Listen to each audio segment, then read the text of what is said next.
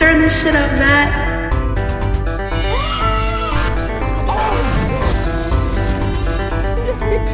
No!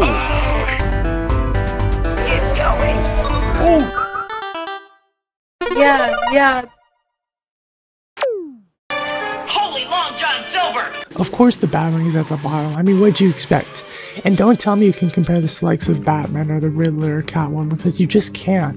And yeah, I know it's just a little kid's ride, and it serves its purpose. Like, you can spin for a bit, you can go up and down, if your button works. And you can waste time while waiting for a better ride in reserve. But that's all it's really good for. I mean, Batwing isn't a bad ride, but just the worst 3 minutes we spent on this trip is all. Welcome to the Star Carnival! Pandemonium is worth the fast pass and has more to offer than Batwing, but isn't really too much worthwhile. You mainly spin a lot and go down like sharp corners, but that's really it. And I couldn't even imagine going in the normal queue, considering how long it was. Like, why would you waste so much time in the baking hot sun just to go on this ride when you can go on Aquaman? I don't know. It's a bird! It's a plane! It's an egg salad sandwich! Okay, so here's the thing. I know not every day at the theme park is perfect, but surely they could have at least had one more tower operational for Superman. Because if not, Tower of Power is just a big 20-minute waste of time that lasts like 30 seconds almost. And the view's cool, don't get me wrong, but the drop is really nothing special. This one is really overrated, guys. One trip is all you need to know. We're all gonna die! Judgeway's Scream, I'd say, is the first decent ride at Six Flags over Texas that I would recommend checking out. It's just a simple wooden coaster with a short wait time and has a few fun drops. Not bad, but isn't too exciting. Don't listen to his scare tactics. We're going to save Metropolis. I'm a sucker for themed dark rides with blasters, and Battle for Metropolis isn't that bad. The story is pretty bland, but has enough to keep you interested, even with some practical effects sprinkled in. Me and my friend didn't really get to appreciate it either, but there's a cyborg animatronic at the beginning that I believe explains the ride mechanics. Cool. There is no Easter Bunny, there is no Tooth Fairy, and there is no Queen of England. Roller coasters have a big emphasis on G-force for fun, especially when they integrate it in clever ways, like at the start of the Incredicoaster, the Mummy at Universal. But when it's so overbearing, that's when the Titan falls short. And don't get me wrong, it's fun, especially with the long stretches, but I was so focused on not passing out that it distracted me from the experience. I'm just glad I didn't get sick, to be honest.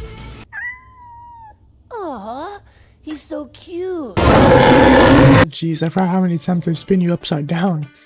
A fun time for sure, but I felt a little bit bored after the 5th loop-to-loop in a row.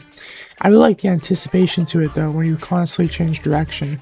If they focused on that aspect more, Catwoman's whip might have been higher on the list. I'm very little. You, she's very big. This was the one me and Ethan were most terrified of, mainly because swing rides I've gone on in the past have had minimal safety. I thought Skyscraper was going to be even worse, but then when I found out about the seatbelt around your waist, I was immediately relieved. And the view you get of Dallas, or I should say Arlington, it was freaking awesome, and the fast pace of it all makes it worth the wait worthwhile. I'm crazy enough to take on Batman, but the IRS? No, thank you. Dude, you can already tell how maniacal the Joker is compared to some of the others, and wow, it just throws you right in, instantly spanning you multiple times forward and backwards without a single warning. It's great, but the immersion isn't that keen. All you get to look at while waiting is the outside road, and there isn't no music or distinct elements other than the clutter to make the ride feel unique. Even the unloading time is bad when you compare it to, say, Titan or Batman. The Joker is fun, but isn't worth going on twice, to be honest. Wish I was back in Texas. Judge Roy Scream, but on steroids. Okay, I'm just kidding, but New Texas Giant has a lot to offer. I mean, you get all these crazy dips and dives, a ton of airtime, and even a couple of tunnels to zoom through.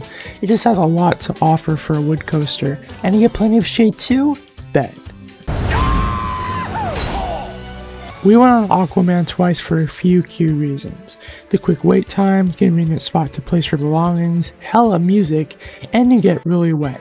Pause! But honestly, Aquaman is somehow one of the best water rides I've been on. How? Well, just the design of it all. You start walking back and forth with the boat randomly accelerating, and your hands are high to the sky, and on the last drop, wham! Absolutely soaked. Aquaman is great if you need to cool down, and it's just a fun ride in general. Riddle me this. The scariest ride, no doubt about it, and it's so simple too, but the sheer scale of the machine you're riding on and the angle you get to is insane. And the wait time wasn't too bad either, as you're riding for quite a while. The Riddler is definitely worth it, but not if you have a bad stomach.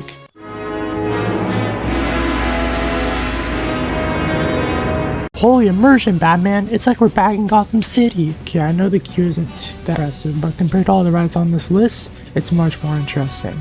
The ride itself too is great, warranting 2 turns from us. The speed is exhilarating, the dozens of loops and corkscrews are awesome, and yeah, Batman is one of the best rides of the park and is worth your while for sure. Definitely get a fast pass for this one. Freeze! I'm thirsty. I said freeze! Just getting a drink. Before I talk about the ride, I want to explain what went down at 7 o'clock. We were supposed to be leaving, but instead we took the chance and waited in line for a while. A long while. I asked the driver was having technical errors, so people started leaving one by one, until there was only me, Ethan, and a few others brave enough to face this daring coaster. And it was worth it. Mr. Freeze is what I think the best ride, if not the best roller coaster at Six Flags over Texas. Before you're even seated, you're already hooked to the atmosphere. It's creepy, eerie even, and drives you into the dark hallways edged with giant icicles. There's even a huge ice can that attempts to freeze Batman in the queue. This alone makes Mr. Freeze one of the best. Then there's the ride itself. You shoot out of a tunnel quickly, and you're already at high speeds, flying up tall hills, going upside down and falling backwards. Yeah, you experience the whole entire coaster again, but backwards, and this really adds to the experience. Not only that, but you can choose which way you want to go in too, which yeah, kind of hinders the wait time since there's only one coaster track, but doesn't hinder Mr. Freeze much at all. With that being said, I firmly believe Mr. Freeze is the best ride I went on at Six Flags over Texas.